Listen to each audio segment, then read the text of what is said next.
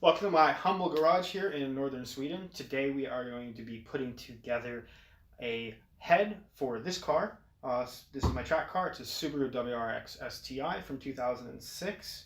It's got 320 horsepower with the current map. I'll probably be upping that to about 380 horsepower. In previous videos, what we've done is we've assembled a block for this car, and in future videos what we're going to be doing is putting the heads on the block and then putting the timing belt on, and then us putting on all the accessories in the engine, and eventually putting this back in the car and then starting it up. So if you guys want to see more of that, hit the subscribe button, and as always, if you like the video, hit like. If you have any questions, please throw them down in the comment field, and hope you enjoy the video. Thanks for watching. So I got my heads back from the machine shop, and they were actually labeled in a really smart way. On one side of the heads, they labeled them 1, 2, 3, 4 from the front of the cams or the front of the engine. On the other side, instead of labeling 1, 2, 3, 4, which one would naturally do without thinking about it, they labeled it 5, 6, 7, 8. And then when I got them back, I put them into this piece of paper, cardboard, so I have a cam, and then I have 5, 6, 7, 8, and I've written, and as well as they have written on each of the valves, so they absolutely can't get mixed up. So you just pop them in here after they've been cleaned.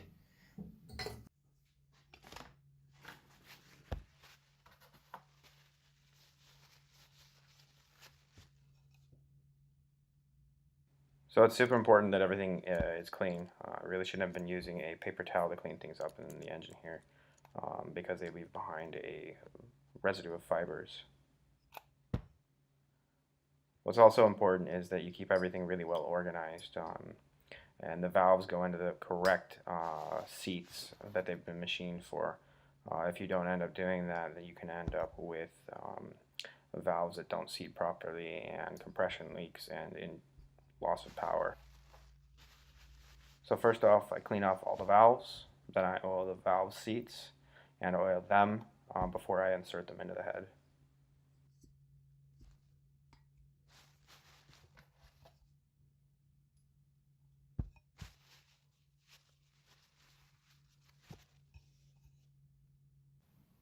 Okay, so this is how the valves are assembled. First you have your valve, and then that valve sits inside the head, like so. The head portion is about here as far as metal to keep that in place. On top of that, you've got a washer that sits here against the metal portion of the head. Then you have a spring that sits here. On top of that spring, you have a retaining washer. And as you can see, there's a little groove here. This little groove, you have retaining clips that go inside of here.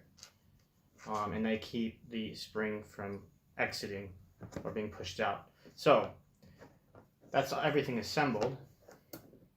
Now on top of all of that, you have a shim bucket. That shim bucket sits on top, and that is to give the correct spacing between the cam and the valve. So what happens is you have the cam that pushes down here, the head is holding against, this is sitting against the head, so what you see is movement downwards in the whole valve. Now it's time to install the springs and retainers. First in with the washer.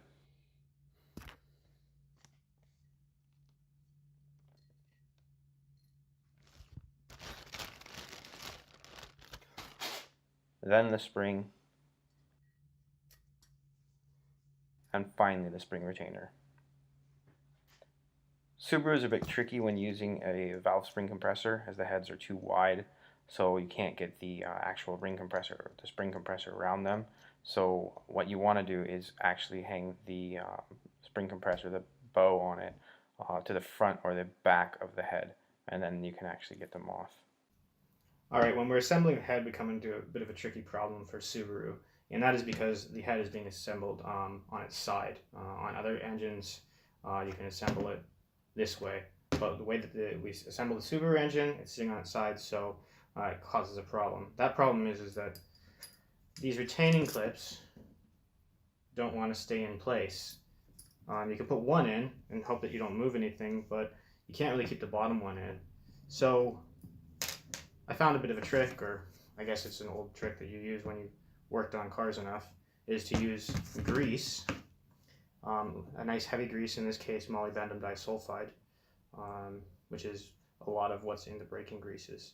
So you just put a dab of grease there around.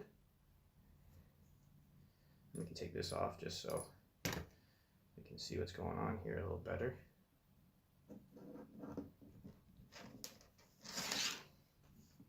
Put one on. And look at that, we can turn it right around and it doesn't fall out. So that's the whole point of doing this, is so that when we're assembling the head, we don't have an issue with these falling off and then the spring shooting away when we leave the compression on the actual the spring compressor.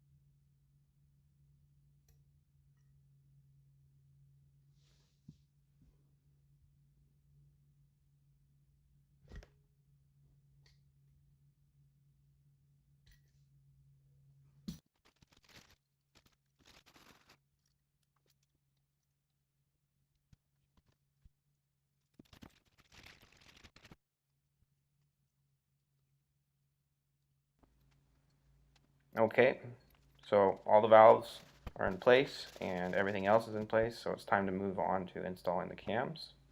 Again, I marked the cams so I wouldn't mix them up, but in any case, the intake cam has an I stamped into it and the exhaust cam has an E stamped into it.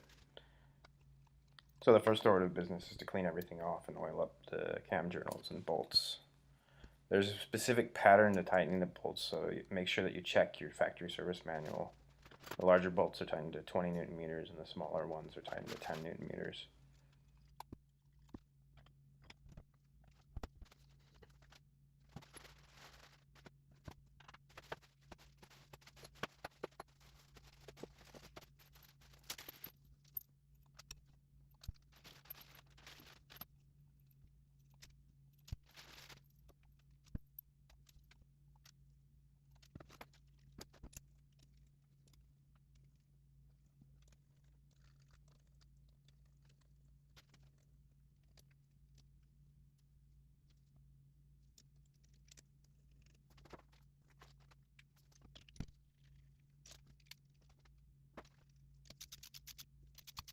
Right, I'm all done with the assembly now.